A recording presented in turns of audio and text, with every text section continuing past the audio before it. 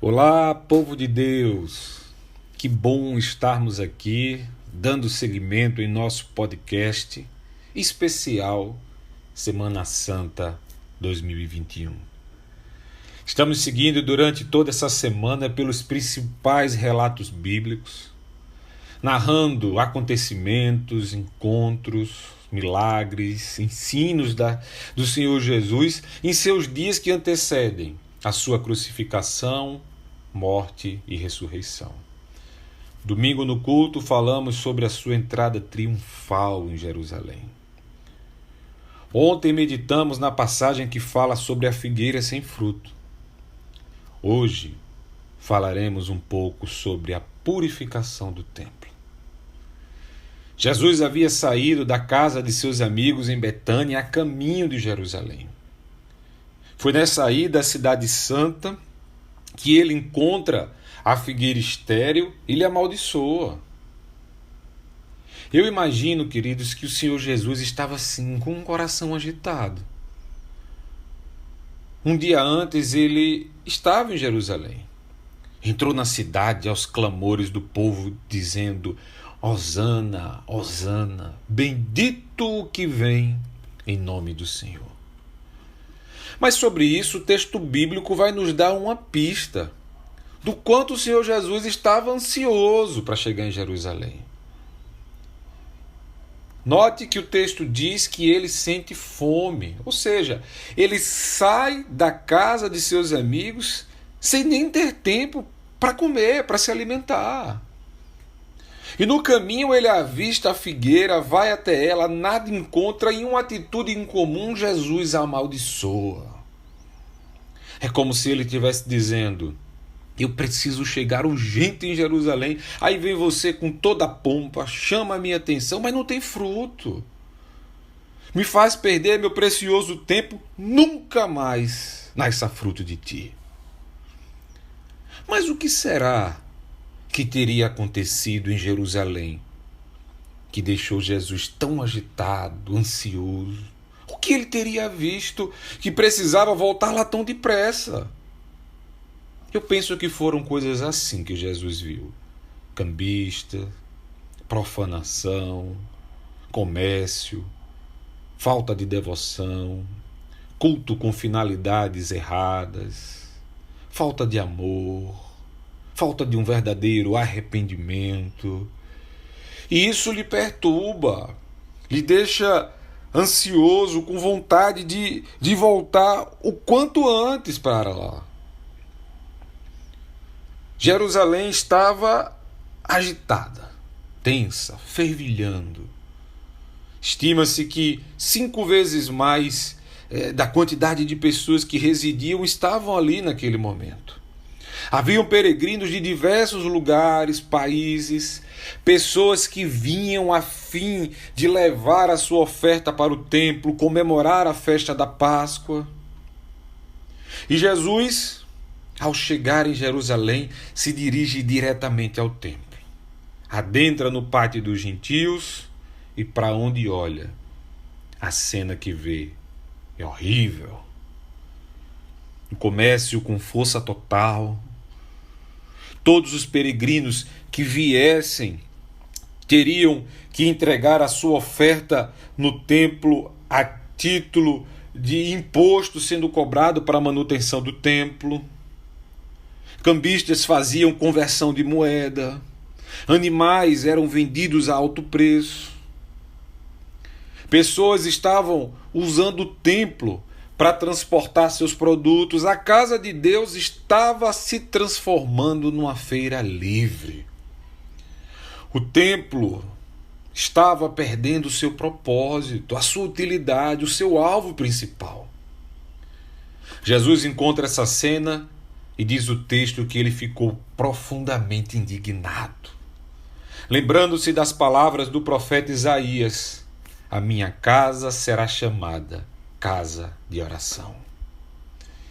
Então, abruptamente, Jesus começa a expulsar todos e todos mesmos que faziam comércio no templo, derrubando mesas, cadeiras.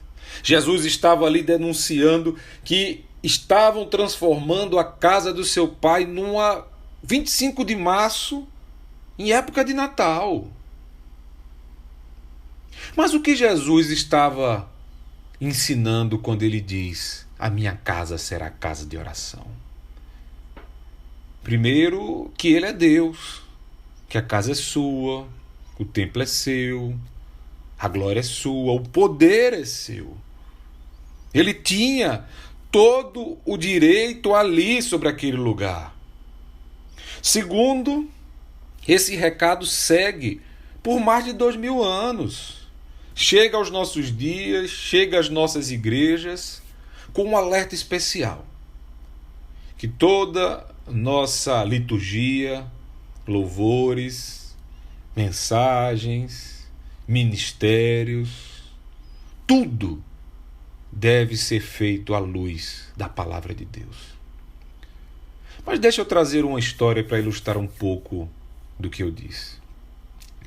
Nos Estados Unidos, no fim da década de 60, início da década de 70, iniciou-se lá uma grande igreja, fundou-se uma importante igreja que gerou um grande avivamento nos Estados Unidos.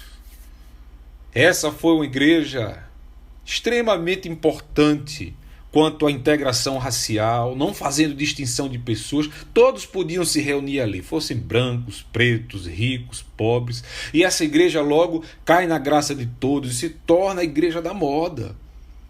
Passa a ser uma igreja influente, política, socialmente, e de tão famosa, de tão numerosa, lhe falta espaço para acomodar a quantidade de pessoas que afluíam aos seus cultos.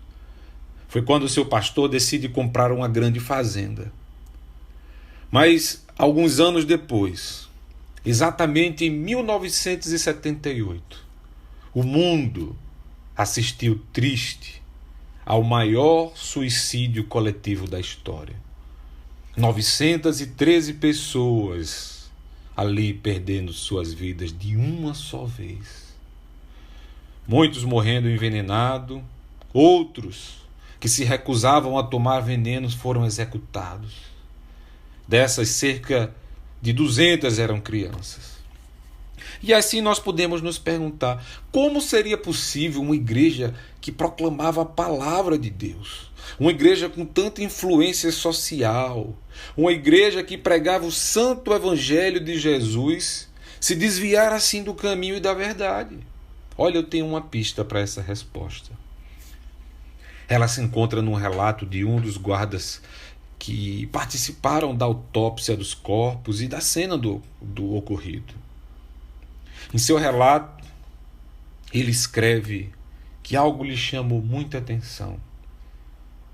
Foi que em nenhum lugar e com nenhuma pessoa ele conseguiu encontrar uma Bíblia. E o que nós aprendemos com isso?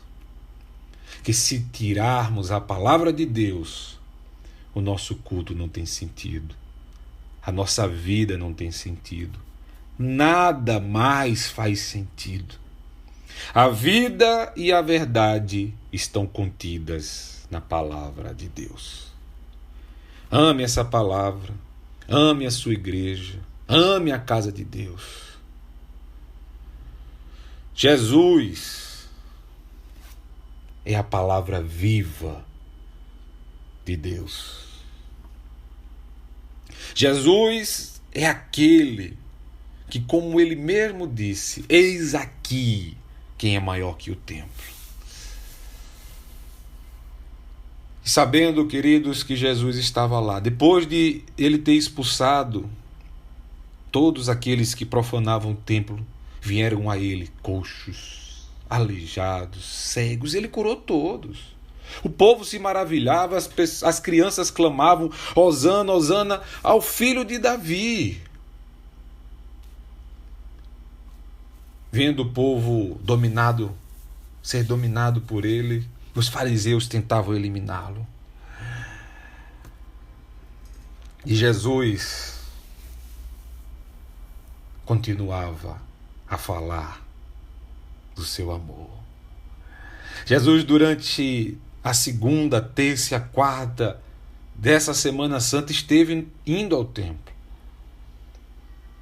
Lá ele ensinou a multidão, confrontou escribas, sacerdotes, mestres da lei, falou sobre o pagamento de tributos, ensinou como se deve ofertar no templo, deu uma lição sobre ressurreição aos saduceus, proferiu seu sermão profético e escatológico com suas perspectivas proféticas e exortou o seu povo a ser como as 5 virgens prudentes, vigiando por não sabermos o dia e nem a hora de seu retorno triunfal.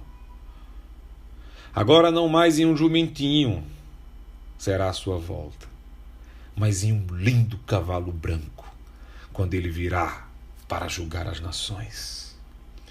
Quando será separado o joio do trigo, quando a ele e para ele todo joelho se dobrará, toda língua confessará que ele é o Senhor, o Rei dos Reis, que ele é Deus.